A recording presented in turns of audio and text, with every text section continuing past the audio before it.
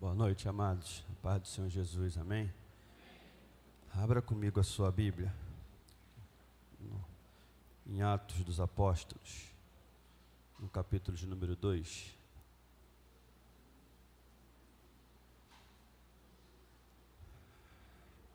Atos, capítulo de número 2. Nós vamos ler do verso 1 até o verso de número 4. À medida que você encontrar o texto, você dá um glória a Deus aí, que aí eu sei que você encontrou. Amém. Aqueles que puderem ficar de pé. Atos, capítulo 2, do verso 1 até o verso de número 4. Ao cumprir-se o dia de Pentecostes, estavam todos reunidos no mesmo lugar. De repente veio do céu um som como de um vento impetuoso e encheu toda a casa onde estavam assentados. E apareceu distribuídas entre eles língua como de fogo, e pousou uma sobre cada um deles. Verso 4, vamos juntos? Todos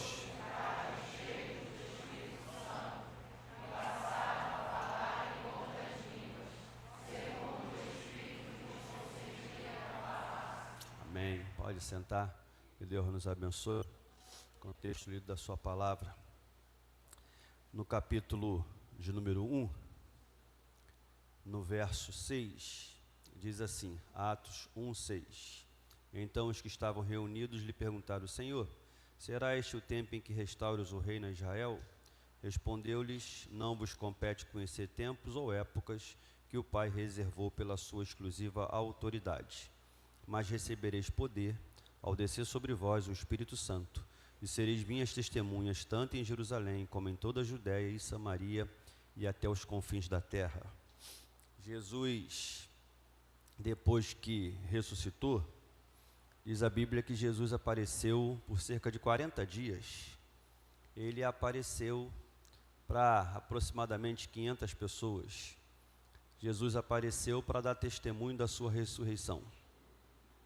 Jesus, quando se sacrificou por nós, Lucas, no capítulo de número 22, no verso 7, diz que Jesus estava ansioso por comer aquela Páscoa com os discípulos. Diz aí, Lucas 22, 7. Chegou o dia da festa dos pães asmos, em que importava comemorar a Páscoa. Jesus, pois, enviou Pedro e João, dizendo: ide preparar-nos a Páscoa para que comamos. Eles lhe perguntaram: onde queres que a preparemos? Então Jesus lhes explicou: ao entrar na cidade, encontrareis um homem com um cântaro de água, segui-o até a casa em que ele entrar, e dizei ao dono da casa: o mestre manda perguntar-te onde é o aposento no qual hei de comer a Páscoa com os meus discípulos. Ele vos mostrará um espaçoso cenáculo mobiliado, ali fazei os preparativos. Jesus foi lá e ordenou para os discípulos que fossem até um determinado lugar. Eles iam encontrar um homem com um cântaro lá na cabeça, lá cheio de água, e era para eles seguirem aquele homem. Algo muito comum naquela época, né? Naquela época não tinha Rio Mais, saneamento aí, não tinha essas empresas aí que fazem o que fizeram comigo aí há alguns dias. Foram lá, trocaram o meu hidrômetro sem eu saber de nada, só tomei conhecimento que trocaram o meu hidrômetro. 15 dias depois chega uma conta no meu nome, mais de R$1.000. Aí eu fui lá, reclamei, até o dia 5 está resolvido. Quando chegou no dia 6, eu recebi uma comunicação do Serasa: o seu nome vai sujar o teu nome porque você não pagou a conta de R$1.015. Então, naquela época, não tinha água encanada, nem troca de hidrômetro sem você saber, né? E aí, nessa época, o que o pessoal faz? Vai com cântaro, vai lá, pega a água lá no riacho e vai levar a água para casa. Algo muito comum naquela época. Algo muito comum. Para não ficar ninguém no suspense, já falei com a nossa advogada, com a nossa irmã Eudenê, se sujarem meu nome, eu ainda vou pagar um churrasco depois, para eu e minha família. Todo mundo não, sai para lá.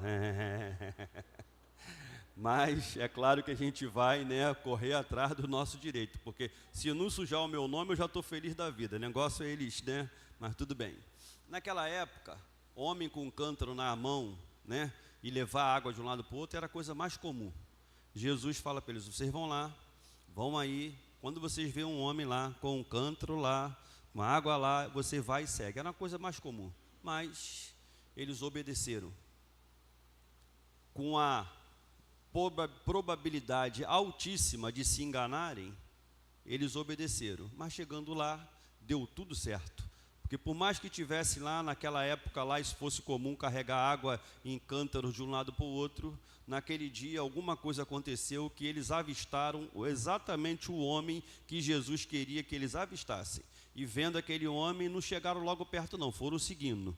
E dobra para a esquerda, dobra para a direita, vai mais um pouquinho, descansa um pouco e vai. E aqueles camaradas atrás, de repente, quando o homem entrou, eles logo entraram atrás. E quando entraram atrás, chegou lá e falou assim: olha, o mestre pergunta onde é que ele vai aí cear conosco aqui, celebrar a Páscoa. E aí já mostraram para ele tudo conforme Jesus tinha falado, mostraram tudo para eles. Jesus então vai ali e passa aquela Páscoa com eles. Jesus pega ali, dá um significado diferente, porque Jesus agora claramente fala para eles: olha, esse pão aqui, Jesus pega o pão e parte, esse pão aqui é o meu corpo que será dado por vós.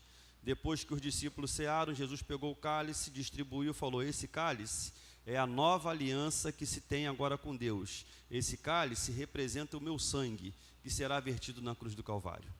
Jesus faz isso, e aí, numa quinta-feira, e de repente, quando acaba esse momento todo, Jesus vai para o monte orar, vai para o Getsemane orar. E aí Jesus lá no Getsemane, a gente já conhece um pouco e lembra da história, enquanto ele está lá orando, os discípulos não conseguem perseverar na oração, os discípulos dormem, Jesus vai lá falar com os discípulos: vocês estão dormindo? 3 vezes isso acontece, né? Depois da terceira vez, o Senhor Jesus volta da oração, fala: basta, chega, o traidor está se aproximando. Aí chega lá o Judas, e aí aquela madrugada seria a madrugada de horrores na vida de Jesus, porque ele acabou de experimentar um céu fechado sobre a sua cabeça, porque os nossos pecados já sobre o ombro de Jesus, ali no Getsemane, faz Jesus experimentar o que ele não havia experimentado em toda a sua trajetória: o céu fechado sobre a sua cabeça. Em outras palavras, ele está orando ao Pai e o Pai não o está ouvindo. Quando Jesus chega para ressuscitar o Lázaro, ele fala para aquele povo, já há 4 dias do Lázaro morto, ele fala para aquele povo: tirai a pedra aí. E aí os discípulos olham para a cara do outro, o povo que está ali fica tudo olhando, as irmãs falam: Senhor, 4 dias, já está cheirando mal. Jesus fala: tira a pedra. Depois que tira a pedra, o Senhor fala: Pai, graças eu te dou, porque sempre tu me ouves. Qual é a sensação que Jesus tem o tempo todo? Que toda oração que ele faz, o Pai o ouve. Só que agora no Getsemane, Jesus ora 3 vezes, e 3 vezes parece que o céu está fechado e o Pai não o está ouvindo, porque está se cumprindo aquilo que Isaías disse muitos anos antes: as vossas iniquidades, os vossos pecados fazem separação entre vós e o vosso Deus. Então, naquele momento, Jesus não pecou, mas Paulo vai escrever aos Coríntios e fala que Deus o fez pecado por nós. Deus pegou o nosso pecado e jogou sobre o ombro dele, jogou sobre a vida dele. E naquele momento no Getsemane, ele está orando e 3 vezes ora e parece que o céu está literalmente fechado. Como diriam os irmãos aí, mais canela roxa, canela de fogo, céu de bronze. Eu não sei como é que é esse negócio, céu de bronze, mas é uma expressão para dizer assim: está fechado, não passa nada, né? Então a ideia é que Jesus está orando e ora 3 vezes, e a oração bate e volta, não chega lá no trono. Só que a gente sabe que essa oração, obviamente, chegou até o trono. O escritor de Hebreus fala que ele, sendo filho, ofereceu com forte clamor e lágrimas oração àquele que o podia livrar da morte, e tendo sido ouvido, então Jesus foi ouvido. Ali, Jesus está numa agonia humana, e ele tem ali uma limitação humana, porque ele está angustiado até a morte. Deus não o poupou daquela hora, permitiu que ele morresse ali pelos nossos pecados, mas ao 3º dia o Senhor o ressuscitou. Então nós podemos falar que o nosso Redentor vive, amém, amados? Ele vive para todo sempre, o Senhor está vivo. Depois que Jesus morreu, ele apareceu por cerca de 40 dias para um monte de gente, para poder ficar testemunhado de que ele havia ressuscitado. A festa de Pentecostes acontecia 50 dias depois da Páscoa. Jesus celebrou a Páscoa com eles, passou a Páscoa com eles, e cerca de 40 dias depois da sua ressurreição, cerca de 40 dias depois, Atos 1:8, Jesus então deixou para eles ali uma promessa, reafirmou aquela profecia de Joel 2, capítulo 28, Joel capítulo 2, versículo 28, e acontecerá depois dos últimos dias, diz o Senhor, que derramarei do meu espírito sobre toda a carne, vossos filhos e vossas filhas profetizarão, e por aí vai. Então Jesus agora aqui, em Atos 1:8, 40 dias depois de haver ressuscitado, Jesus fala, olha, fiquem em Jerusalém até que do alto vocês sejam revestidos de poder. E eles estão ali aguardando. 10 dias depois, no 50º dia, desde a Páscoa, começa a festa de Pentecostes. A festa de Pentecostes durava 7 semanas. 7 semanas era o período da festa. O texto que nós lemos diz, ao cumprir-se o dia de Pentecostes, dá a ideia de que os discípulos estavam ali reunidos, havia a profecia de Joel 2, havia a promessa de Jesus, que dias atrás tinha sido soada ao ouvido deles. A festa de Pentecostes começa 10 dias depois de Jesus falar o que falou aqui em Atos 1:8, mas recebereis poder ao descer sobre vós o Espírito Santo e sereis minhas testemunhas, tanto em Jerusalém como em toda a Judéia e Samaria até os confins da terra. 10 dias depois dessa declaração, 10 dias depois de Jesus ser assunto aos céus, de ter a sua ascensão e todo mundo ficar olhando Jesus subindo e de repente o anjo falar, olha, esse que vocês estão vendo subir, do mesmo modo que vocês estão vendo subir, ele vai descer. E uma hora ele vem. Para quê? Para buscar a sua igreja. Quem é a igreja do Senhor? Aí dá um glória a Deus. Quando Jesus voltar, ele vai vir buscar os seus. Aqueles que de toda tribo, povo, língua e nação, na face da terra, confessaram Jesus como Senhor e Salvador de sua vida. Jesus sobe. 10 dias depois começa a festa de Pentecostes, que duraria 7 semanas. 7 semanas de festa. Parece as festas que o diácono Raul dá lá na casa dele, lá quando é aniversário da Catinha, o amor da vida dele. 7 semanas, ô glória, né? 7 semanas de festa. 7 semanas de celebração. Não para a festa. E aí diz que ao cumprir-se o dia de Pentecostes, a ideia é de que o derramamento do Espírito Santo, ele não aconteceu logo que iniciou a festa. O derramamento do Espírito Santo, lembra um dia? E a Bíblia tem algumas simbologias, a Bíblia tem algumas coisas que a gente precisa fazer algumas conexões. Jesus no início do seu ministério, qual é o primeiro milagre que Jesus faz? Transformar. Continua sendo água. Não transformou aqui não, mas transformar água em vinho, né? O primeiro milagre que ele faz. E aí, qual é o diagnóstico do mestre Sala? Do cara que é aquele que prova tudo. Camarada, todo mundo coloca o melhor vinho no início. Depois que todo mundo já está alegre, bota o inferior. Aí ninguém jamais sabe que tipo que qualidade, que nada, né? Mas você fez o contrário. No início da festa você colocou o inferior e agora no final da festa você me aparece com essa belezura aqui, com esse negócio espetacular. É o que acontece aqui. A ideia é essa. A festa de Pentecostes começou com água. Água é bom ou ruim? É ótimo, é maravilhoso, é essencial. A festa começou com água. A festa começou de forma natural, normal, ordinária. Ordinária de ordem, né? Ordinária de coisa normal, tranquila.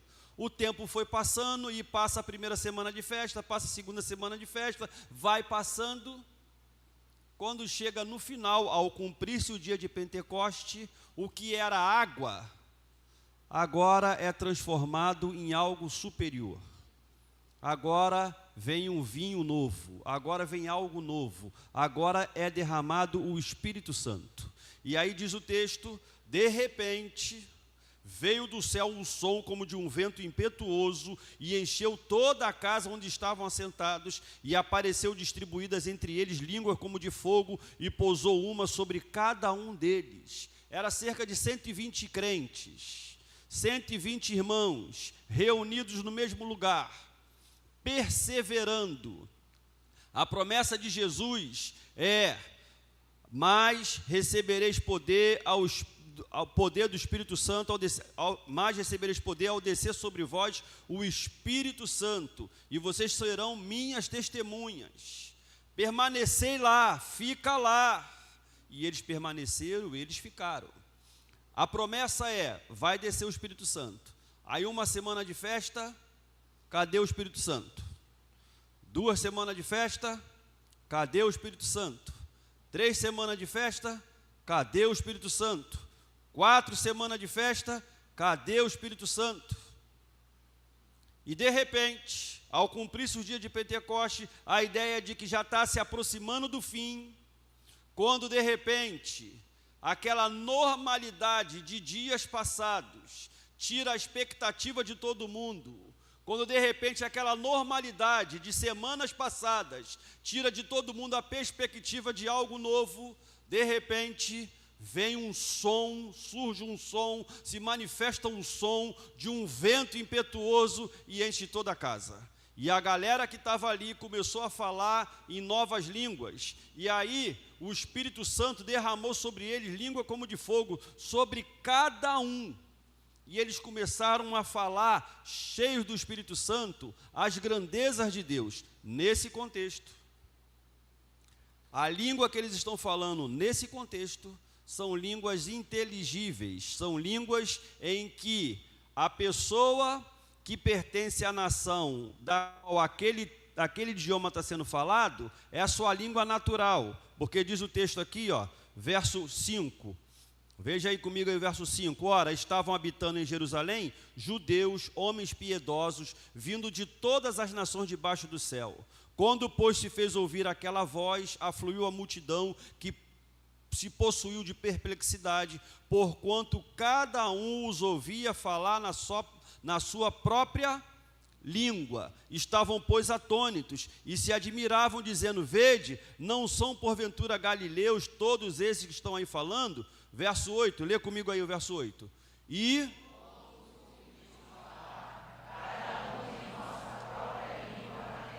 olha, nós estamos os ouvindo falar na nossa língua materna. O que eles falam, a gente entende.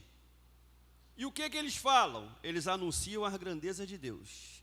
Eles anunciam o Evangelho, eles anunciam o sacrifício de Cristo, eles anunciam o amor do Pai, e todo mundo está entendendo, diferente de Paulo escrevendo a carta aos Coríntios, no capítulo 12, no capítulo 13, no capítulo 14, que vai falar de uma língua em que o homem fala com Deus e ninguém entende. É uma língua de um relacionamento pessoal, que diz Paulo, doutrinando a igreja: se tiver quem interprete, está liberado falar. Se não houver quem interprete, fale você com Deus. Mas mesmo falando você com Deus, nem você entende. Então, ao mesmo tempo que você fale com Deus aquilo que nem mesmo você entende, você com a sua mente, você também fale a Deus aquilo que você entende. Porque existe uma língua que o Espírito Santo concede, de que a pessoa entende, e existe uma língua que o Espírito Santo concede que a pessoa não entende, que ela com Deus fala em mistério. O contexto aqui é de uma língua materna, é de um idioma, é aquilo que uma vez eu já falei aqui, é o Carlão que nunca estudou mandarim, e de repente ele começa a falar. É daqui a pouco aqui que eu estou pedindo a Deus, né? Aqui a gente tem um indiano, que de vez em quando está aqui. O meu sonho, o meu desejo, a minha oração é que algum dia alguém aqui capacitado pelo Espírito comece a falar e aquele indiano ali, meu irmão, venha se derreter na presença do Senhor e fala assim, como é que está falando na minha própria... Eu não quero nem que fale em inglês, não. Eu quero que fale alguma coisa, que ele fale assim, isso daí, meu irmão, não estudou aqui, não foi o Idenê que deu cola, é alguma coisa sobrenatural que está acontecendo. Por quê? Ele não está aqui nessa noite, não precisa nem olhar para ali, não. Está todo mundo olhando para aquela área ali, mas não estão aqui nessa noite, não, tá bom? É só para poder usar de exemplo. É o que acontece aqui. A pessoa nunca estudou o idioma e de repente começa a falar. Quem gostaria de uma hora para outra começar a falar inglês aí? Dá glória a Deus. Japonês. Francês. Chinês. Está diminuindo. Tem uma galera que tem preferência para a Europa, né? Lá para a Ásia ninguém quer. Tá bom, tudo bem. Mas você não estudou e de repente, agora. Qual a finalidade de 120 pessoas começarem a falar uma língua materna que nunca haviam estudado? Qual a finalidade? Anunciar a grandeza de Deus. E qual o problema da nossa geração? A nossa geração quer experimentar coisas grandes para a sua própria glória. Quando a coisa é para a glória de Deus, o negócio se estabelece. Esses homens, então, capacitados, começam a falar, e aquele povo que está lá, olha o que o texto diz, verso 9. Somos partos, medos, elamitas, naturais da Mesopotâmia, Judéia, Capadócia, Ponto, Ásia, Frígida, Panfilha, Egito, Líbia, as mediações de Cirene, romanos, tem gente para tudo quanto é lado. Parece a Torre de Babel. De repente todo mundo começa a falar, ninguém se entende, consegue entender direito, tem que ter intérprete, é um negócio louco. Mas aqui, de repente, eles falam assim, peraí, verso 11, vamos juntos? Tanto judeus como prosélitos, cretenses e arábios. Agora, como os ouvimos falar...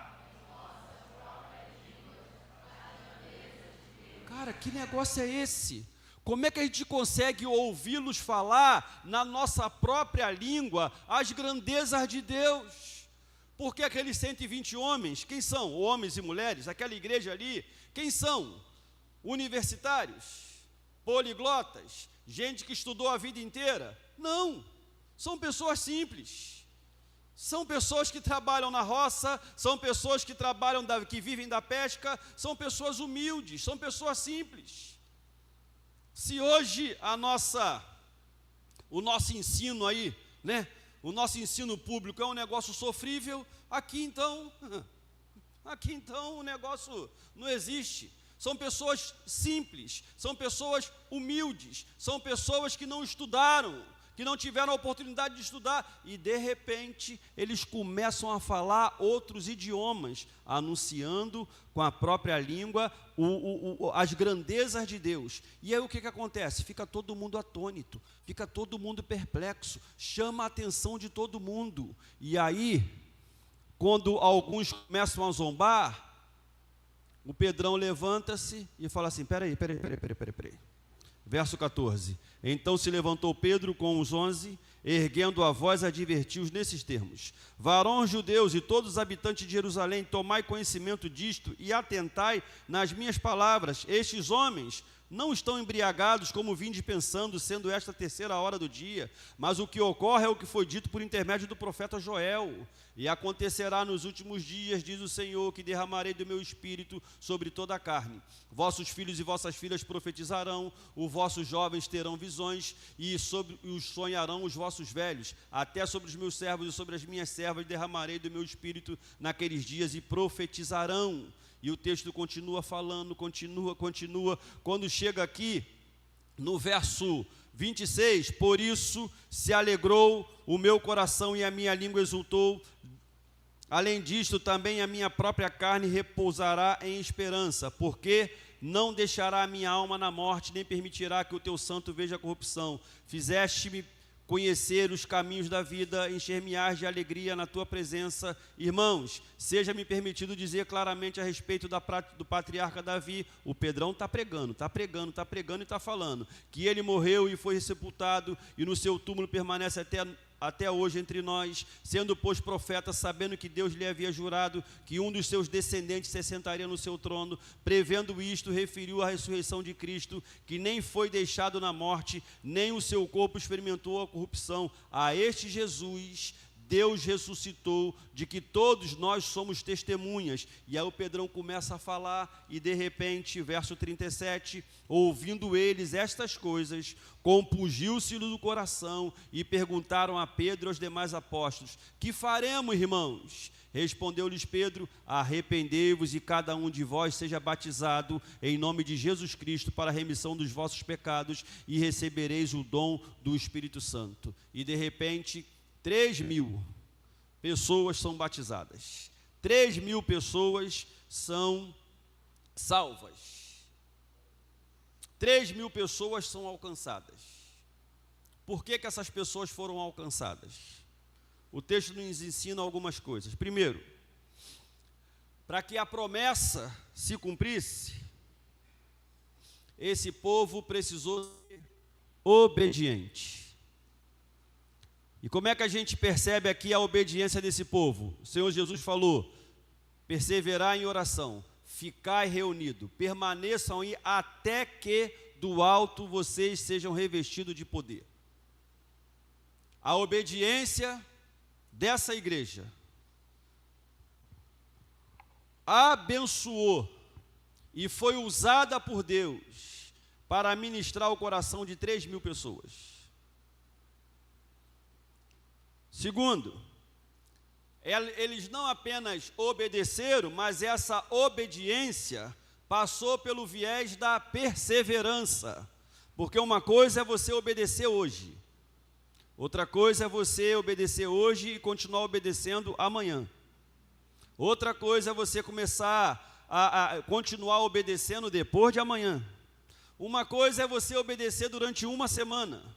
Outra coisa é você obedecer durante 2 semanas, 3, 4, 5, 6, 7 semanas.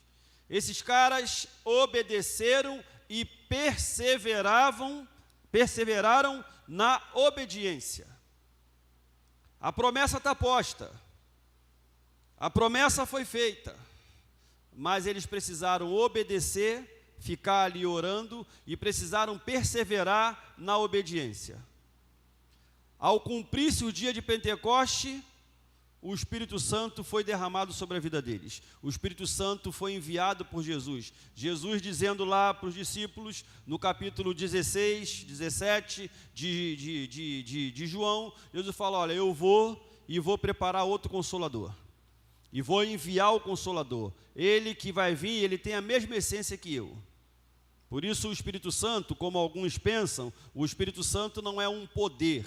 O Espírito Santo não é uma força. O Espírito Santo é a terceira pessoa da Trindade. A Trindade é composta pelo Pai, pelo Filho e pelo Espírito Santo. São pessoas distintas, mas que se unem num único propósito. Por isso, há um só Deus, porque o Pai, o Filho e o Espírito Santo estão jungidos, estão unidos, e nada os separa, nada os faz andar em caminhos opostos.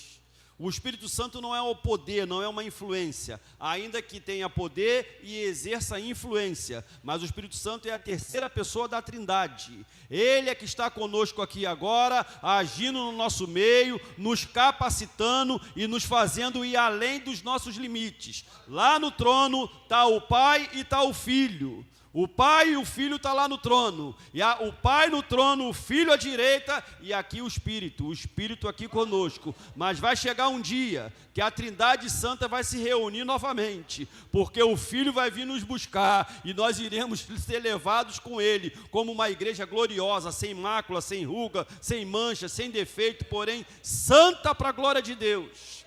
Então o Espírito Santo, que é uma pessoa, a terceira pessoa da Trindade, o Espírito Santo capacita, o Espírito Santo dá dons, o Espírito Santo nos impulsiona, nos encoraja e nos habilita para toda boa obra. E aí esses camaradas que estão aqui, eles estão em obediência, eles estão em perseverança. Em obediência e perseverança, eles ficam cheios do Espírito Santo. Quem quer ficar cheio do Espírito Santo aí, dá um glória a Deus. só se fica cheio do Espírito Santo quem obedece e persevera. Sem obediência e perseverança, vai ficar vazio.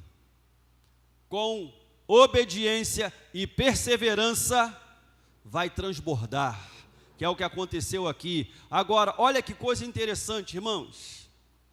Esses homens, essa igreja, eles buscam ao Senhor, eles oram ao Senhor, eles se derramam na presença do Senhor e recebem de Deus para a vida deles. Mas assim agindo, eles são usados por Deus para beneficiar pessoas que eles mal conheciam, nem sabiam da existência. Porque são 120 pessoas que, pela a ação do Espírito Santo, consegue impactar a vida de 3.000 pessoas, que vem de tudo quanto é canto, gente que eles nem conheciam. Deixa eu falar uma coisa para você. Você aí está preocupado com alguém da sua casa, da sua família, da sua parentela, o seu marido, a sua esposa, os seus filhos, o seu vizinho, quem quer que seja. Se você, em obediência e perseverança, buscar ter uma vida cheia do poder do Espírito Santo, você vai ser canal do fluir de Deus para essas pessoas.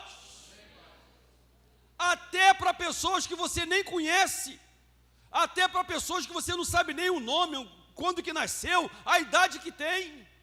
O Espírito Santo enchendo você, crente, você cheio do Espírito Santo, você vai transbordar, porque a medida de Deus não é aquela medida dada em conta-gota, uma gotinha hoje, outra gotinha amanhã, não. O Senhor é um Deus abundante, o Senhor é um Deus transbordante, Ele quer nos encher de uma unção tão extraordinária, que essa unção não vai caber na gente.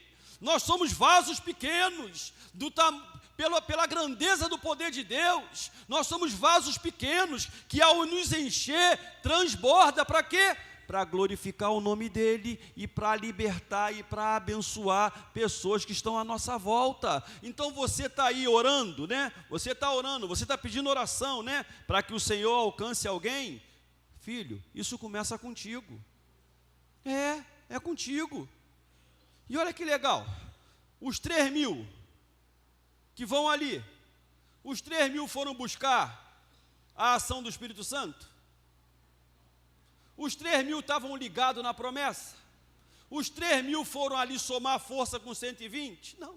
Os 3.000 foram ali para mais uma festa. E muita gente ali, é uma festa que rende muito. É uma festa que o comércio é abastecido. É uma festa em que as pessoas estão ali fazendo negócios.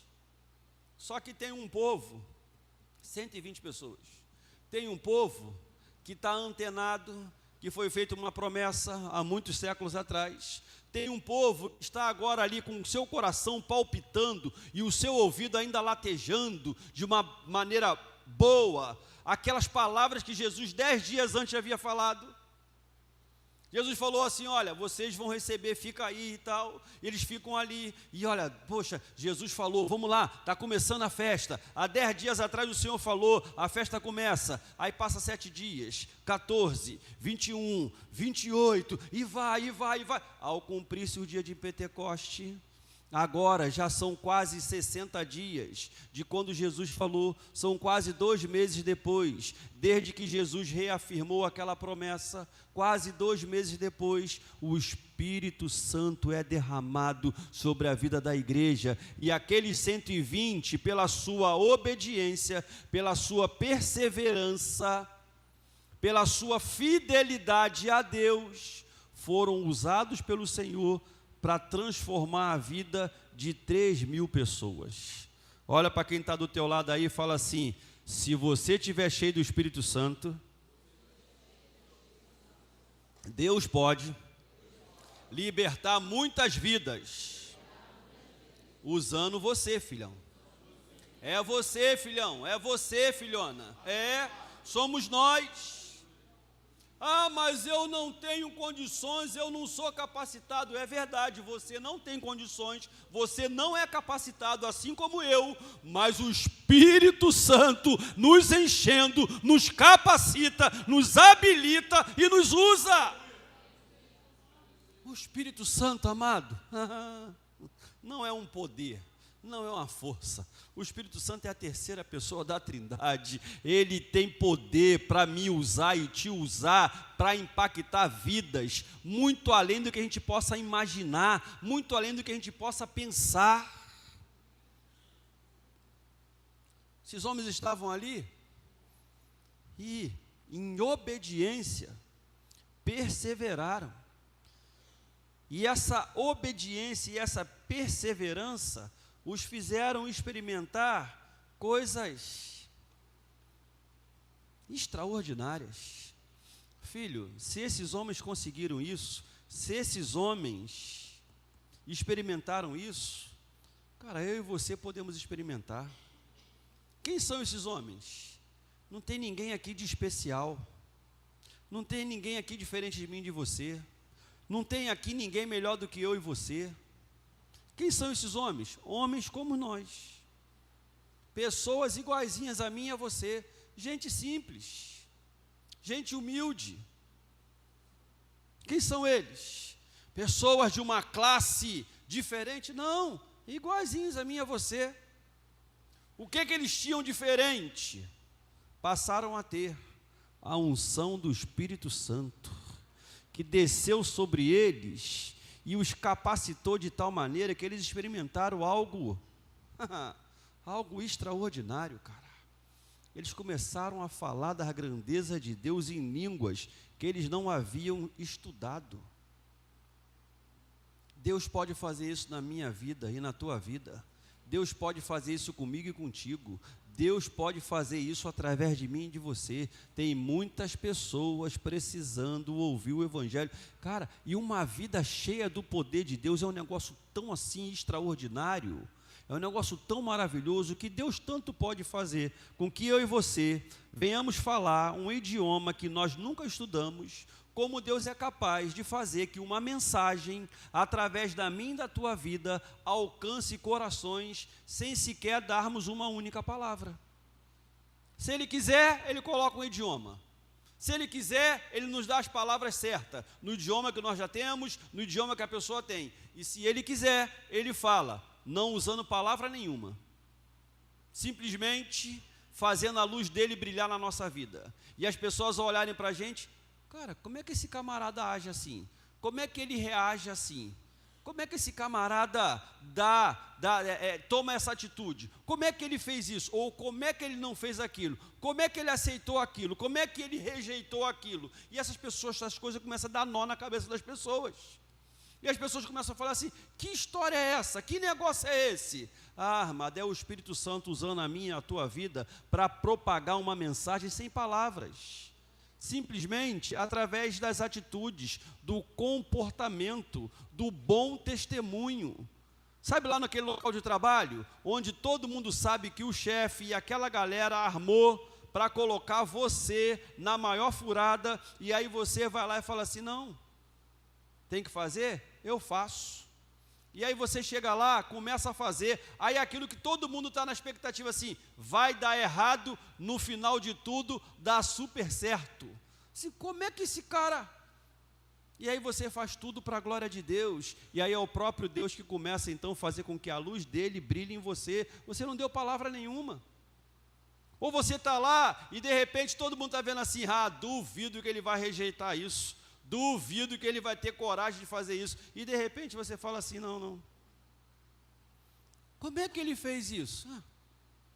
Aí a mensagem do Evangelho vai quebrando cadeias, vai quebrando barreiras, vai jogando por terra as obras de Satanás. Para isso se manifestou o Filho de Deus, para destruir as obras do diabo. Deus pode colocar um idioma novo na tua boca para alcançar alguém. Deus pode te dar palavras na sua própria língua para poder alcançar aqueles que te entendem. Como Deus também pode falar através da tua vida sem palavra nenhuma. Deus é poderoso. Agora, para isso temos que ter uma vida cheia do Espírito Santo. Para isso temos que ter uma vida de compromisso. Para isso precisamos ter uma vida de fidelidade. Para isso precisamos ter uma vida de obediência. Se obedecendo, perseverarmos e formos fiéis, o Espírito Santo vai nos capacitar. E aí, o Espírito Santo nos capacitando, acontece aqui o que aconteceu. Primeiro, o pessoal fala em línguas maternas de todo mundo, e todo mundo está ali, e aí é um negócio para mim ainda mais extraordinário, porque você, inteligente que você deve ter percebido esse negócio, né? Vamos lá, olha só que negócio maneiro, isso aqui é ainda mais extraordinário.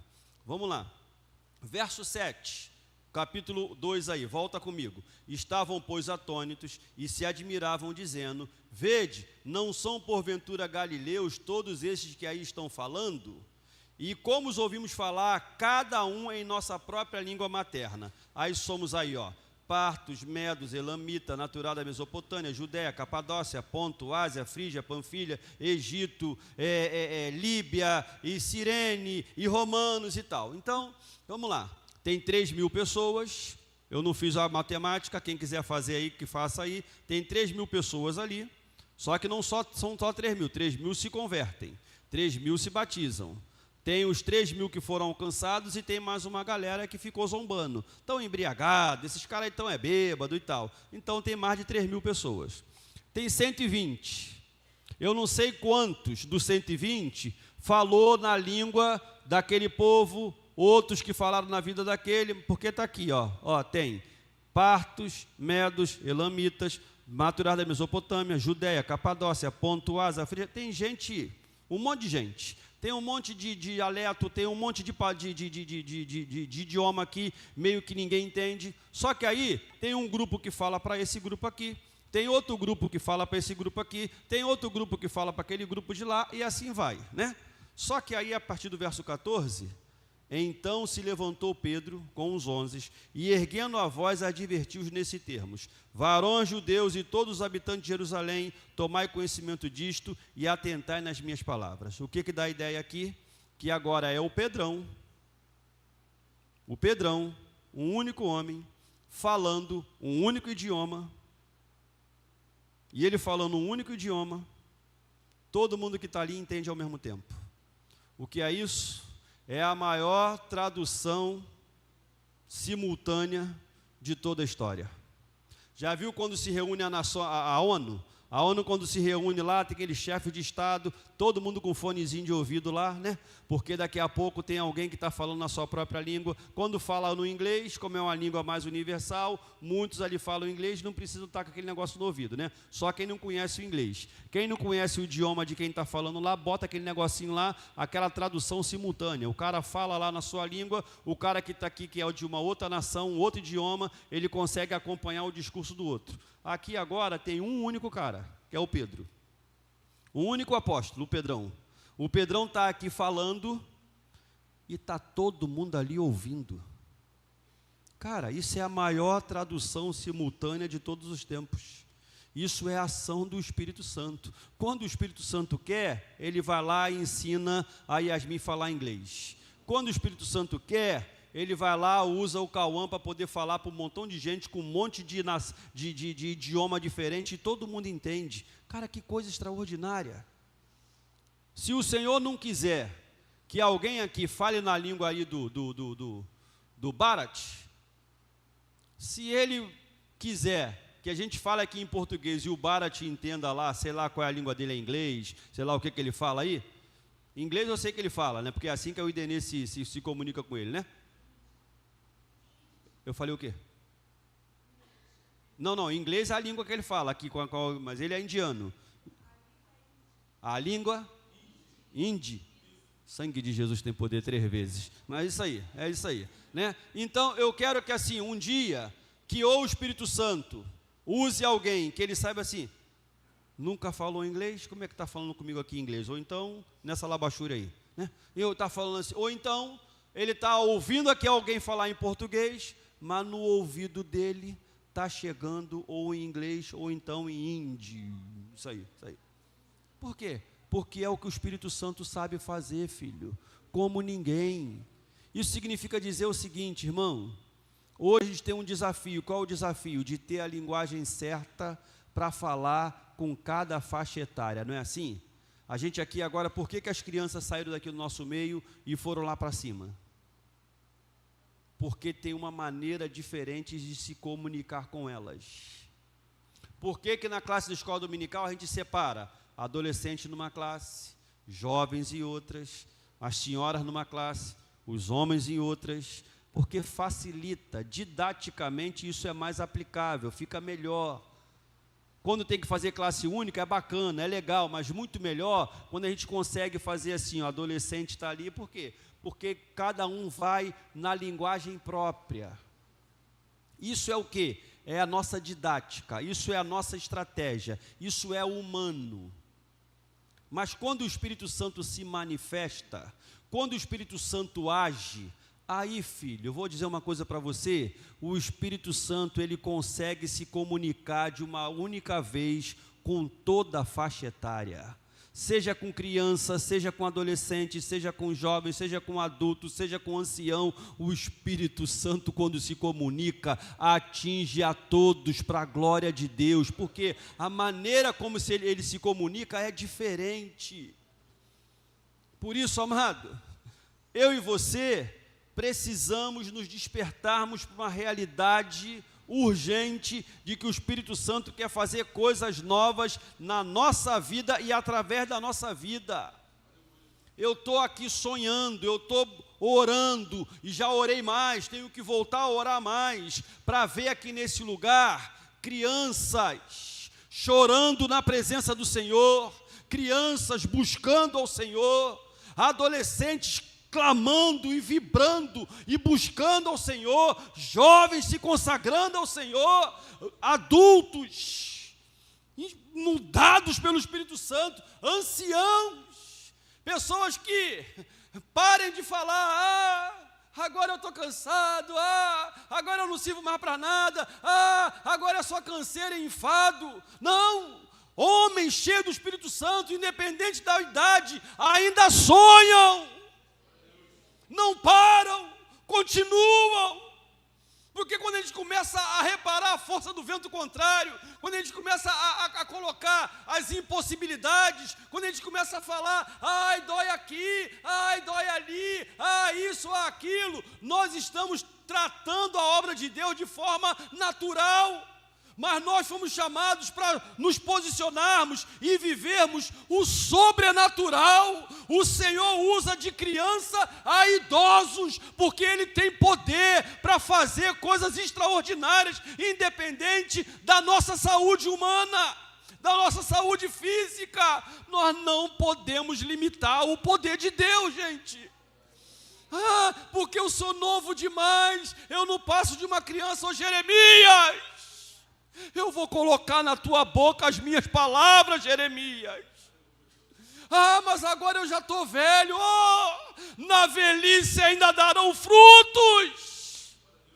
É a ação do Espírito Santo, irmãos. Mas se eu tiver tudo bem, aí eu vou dar um glória a Deus. Não, tem um monte de gente que dá glória a Deus, mesmo quando tudo não está bem. Por quê? Por ação do Espírito Santo. Aliás, amados, esse ano a gente completa 170 anos de evangelho pátrio, de evangelho sendo pregado aqui no Brasil. E não tem como nós, congregacionais, falarmos de 170 anos de evangelho aqui no Brasil, sem citarmos aquela velhinha abençoada, aquela irmãzinha idosa, que a história não separou, não revelou para a gente o nome dela, só se sabe que é uma velhinha, que estava doente, sofria de uma doença terrível que gerava para ela dores terríveis. Mas todas as vezes que um jovem médico ateu ia lá cuidar dela, aquela mulher mesmo com dor, aquela mulher mesmo sofrendo, ela tinha uma palavra de Deus para o coração daquele jovem médico. E teve um dia que aquela mulher está lá, numa situação assim muito difícil. Às vezes a gente fica aqui, numa situação assim, a gente já reclama a beça. Mas aquela mulher crente, aquela mulher tendo em casa pão duro e água, o médico chega para tratar dela e ela fala assim, não, faz um favor para mim, abre aquele armário ali. E o médico vai abrir aquele armário lá, quando abre o armário tem lá um pedaço de pão duro. Pega esse pão para mim. Ele pega aquele pão duro e dá para ela. pega aquele copo de água ali. Ele pega o copo de água, dá para ela. Ela levanta o pão duro e água, levanta a mão para o céu e agradece a Deus. E come pão duro e bebe água, como eu e você comemos a comida que a gente mais gosta. E aquele jovem médico ateu é impactado pelo testemunho daquela velha, daquela senhora. E aquele jovem ateu entrega a vida para Jesus e confessa Jesus como Senhor da vida dele. Depois aquele jovem vai parar na Ilha da Madeira, prega o evangelho, um sucesso. De repente começa a crescer na Ilha da Madeira o evangelho, alcançando várias vidas. E de repente ele incomoda lá as autoridades espirituais daquela região e ele é expulso da ilha. Aliás, não é expulso, ele foge da ilha, porque na verdade queriam pegá-lo para poder dar um carinho nele, aquele carinho que ninguém quer receber. E a estratégia de Calley é se vestir e se fingir de doente, o vestiram como se fosse uma senhora doente, para ele poder fugir lá da Ilha da Madeira. E aí quando ele está lá já navegando, já no barco, conforme o barco está pegando o rumo, ele olha para trás, ele consegue enxergar a casa dele em chamas, porque foram lá e tacaram fogo na casa dele. Aquele camarada sai da Ilha da Madeira e volta lá para a sua terra, fica lá um tempo na sua terra, até que aqui do Brasil, uma missão chamada Help for America, manda para ele lá, Help for Brasil, manda para lá uma carta para uma missão evangélica e de repente começam a ler lá aquela carta e de repente ele entende, ele que tinha a ideia de ir para a China, de repente ele entende e fala assim, peraí, eu passei um tempo em Portugal, eu conheço essa língua, eu posso ir, e de repente larga tudo aquilo lá e vem parar aqui no Brasil, e vindo aqui para o Brasil, ele começa a pregar o evangelho. E de lá para cá, nunca mais o evangelho parou de ser pregado aqui no Brasil. Por isso agora, em agosto, no dia 19 de agosto, nós iremos comemorar 170 anos de evangelho pregado aqui no Brasil de maneira ininterrupta. Isso tudo começa por ação do Espírito Santo de Deus na vida de uma velhinha doente.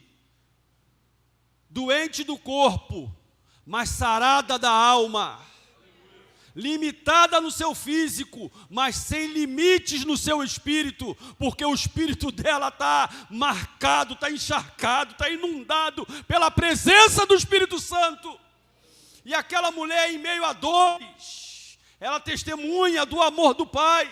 Aquela mulher em meio a dores, ela fala da grandeza do Senhor, e aquele jovem médico ateu se converte, vem para cá, e aí traz. E é assim, amado, toda vez que eu e você estamos cheios do Espírito Santo, nós somos abençoados, nós somos beneficiados, como nós beneficiamos quem está à nossa volta. Calley vem para cá, começa a pregar o evangelho, e começa a fazer amizade com o imperador, e aí começa naquela situação que ele então começa a ter acesso e fala assim, peraí rapaz, isso aí está errado, o quê? Porque naquela época no Brasil, 170 anos atrás, naquela época, só quem era da religião oficial é que tinha direito a sepultamento, tinha direito a casamento, e de repente o Calley conversando lá, pô, peraí rapaz, isso aí tem que ser para todo mundo, cara, isso não está justo, cara.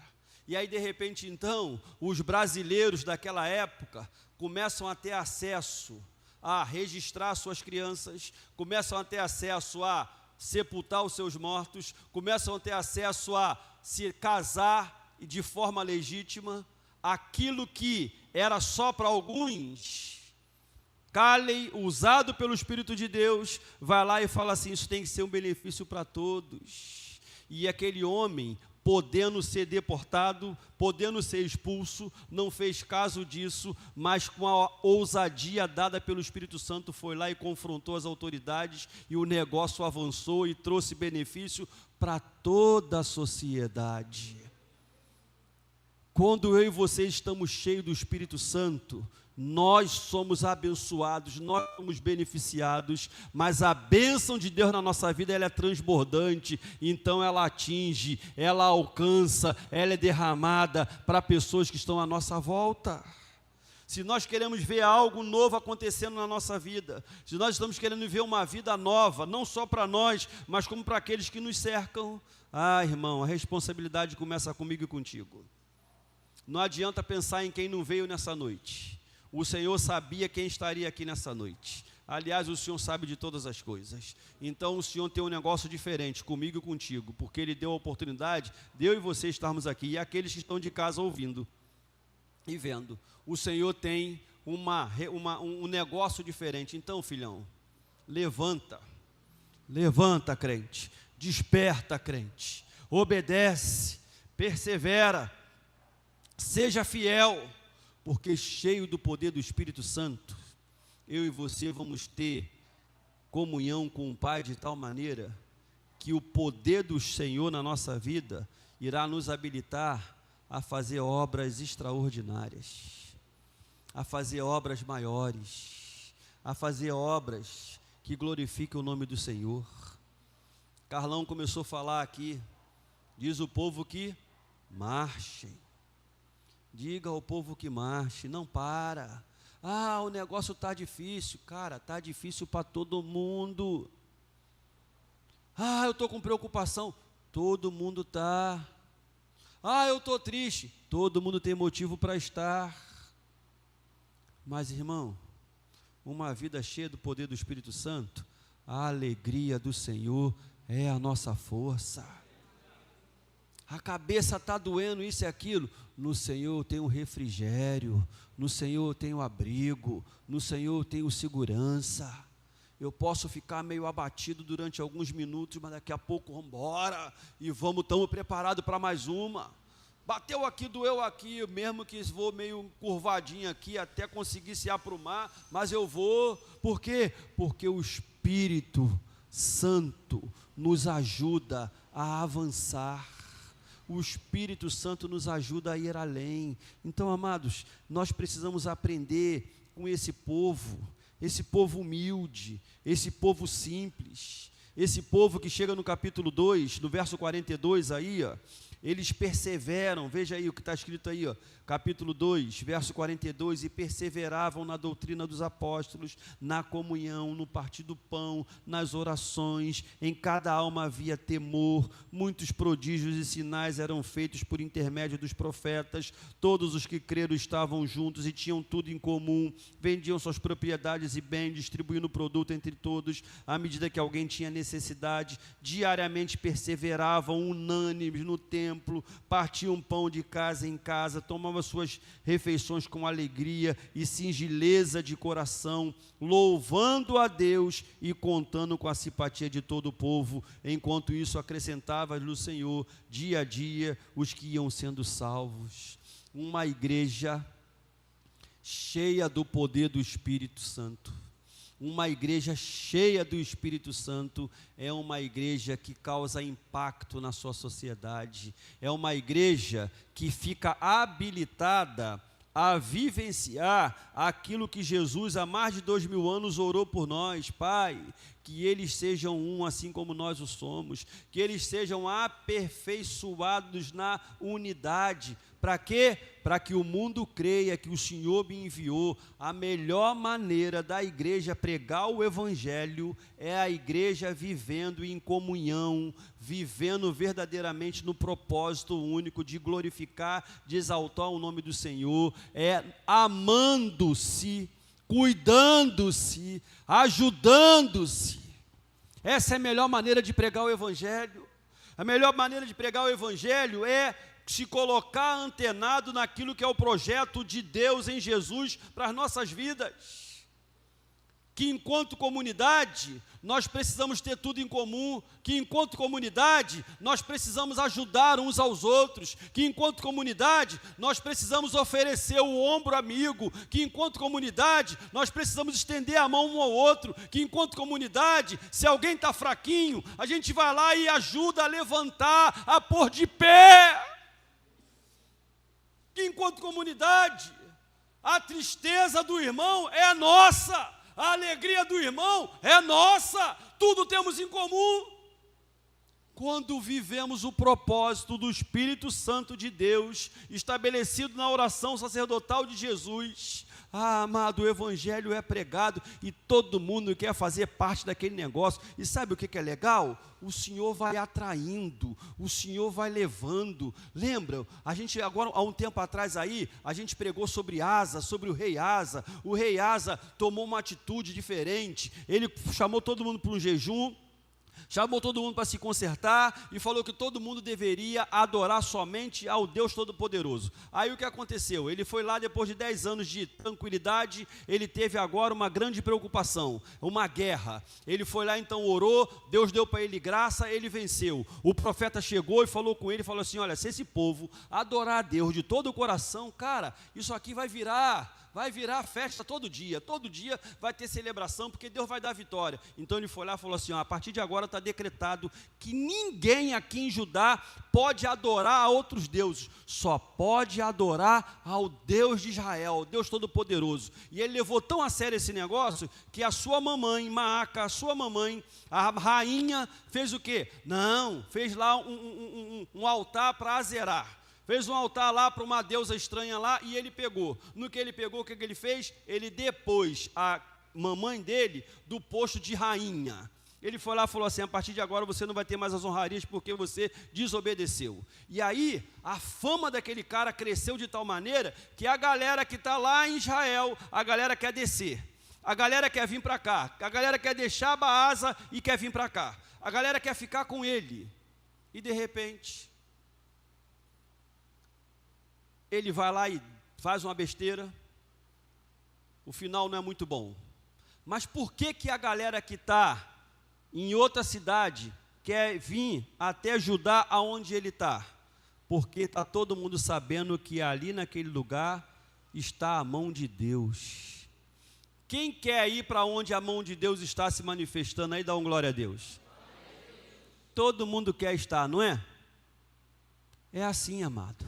Se eu e você fizermos a nossa parte e o povo lá fora entender que a mão de Deus está nesse lugar, não é só eu e você que iremos estar aqui não, virão outras pessoas para cá. Outras pessoas virão para cá. E como é que as pessoas vão saber que a mão de Deus está nesse lugar? Através de uma vida consagrada minha e tua. Através de uma vida diferente minha e sua.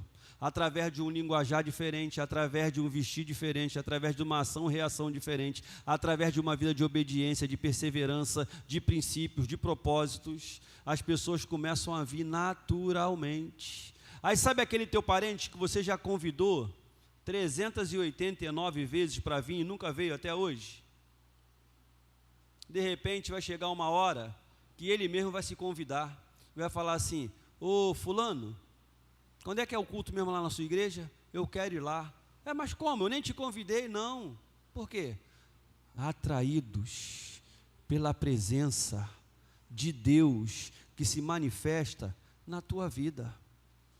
Agora não pergunta para quem está do teu lado não, responda para você mesmo. Você está cheio de Deus? Você está cheio do Espírito Santo?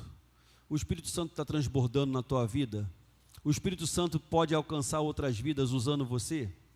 O Espírito Santo pode te capacitar a falar línguas que você nunca estudou?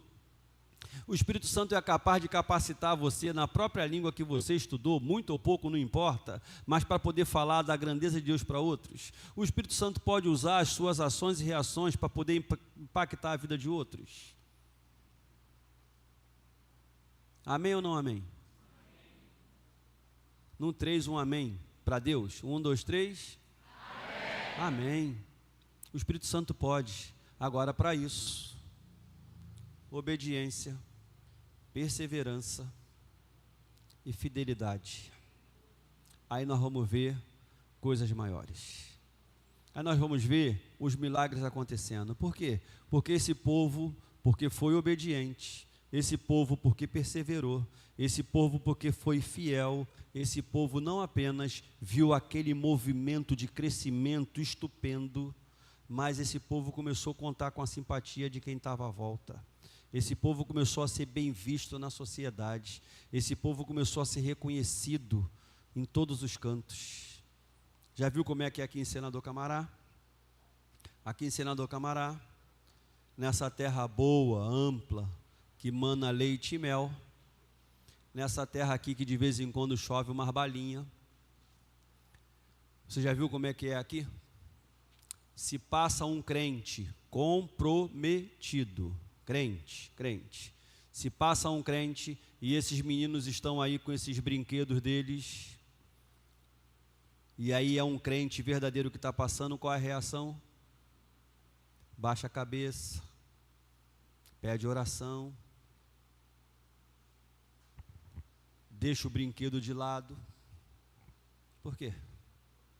Porque quando um crente cheio do Espírito Santo caminha pelas ruas do seu bairro, aonde as trevas está estabelecida, a luz do Senhor chega através da vida dele. A luz do Senhor brilha na vida de um crente cheio do Espírito Santo. Eu e você, amado, nós não estamos em Senador Camará a troco de nada. Eu e você, nós não estamos aqui por um acidente de percurso. Eu e você estamos aqui nesse lugar porque Deus tem um propósito específico na minha e na tua vida para esse bairro. Nós precisamos atentar para essa realidade. Não precisa levantar a mão, mas há algum tempo aqui eu falei: quantos perseveram em passar por essas barricadas e falar em nome de Jesus está repreendido todo espírito maligno que tenha assolado esse lugar? Quantos aqui continuam fazendo, passando em cada esquina que tem aí os vigias aí de plantão, passar lá e eu entregar um folheto, ou então falar que em nome de Jesus essa vida seja liberta para a glória de Deus? Sabe o que está acontecendo com a gente? A gente está se acostumando, a gente está se moldando, a gente está assumindo a forma daquilo que está no nosso bairro. Paulo, escrevendo aos Romanos, diz: rogo-vos, pois, irmãos, pelas misericórdias de Deus, que apresenteis o vosso corpo por sacrifício vivo, santo e agradável a Deus, que é o vosso culto racional, e não vos conformeis com esse século, mas transformai-vos pela renovação da vossa mente, para que experimenteis qual seja a boa, agradável e perfeita vontade de Deus. Nós não podemos nos amoldar, nós não podemos nos acostumar com essas coisas. Nós somos a igreja do Deus vivo. O que nós temos que nos acostumar? Nós temos que nos acostumar em ver o Senhor libertando vidas, em ver o Senhor trazendo para cá pessoas que estavam na prostituição, agora aqui lavada e remida e transformada pelo poder do nome do Senhor. Pessoas que estavam lá no tráfico sendo libertas e agora estarem aqui, prostrada diante do altar do Senhor com a vida transformada. Seja em qual área for, pessoas transformadas pelo poder de Deus. É isso que nós devemos buscar, é isso que nós devemos nos acostumar. Por isso, meu irmão, eu e você precisamos apenas de uma coisa. Eu e você precisamos apenas de uma coisa. É uma consciência cristã de que uma vida espiritual cheia do Espírito Santo muda a nossa realidade particular e contribui para mudar a realidade das pessoas que estão à nossa volta. Por isso, meu irmão, fica de pé aí, por favor, crente. Fica de pé.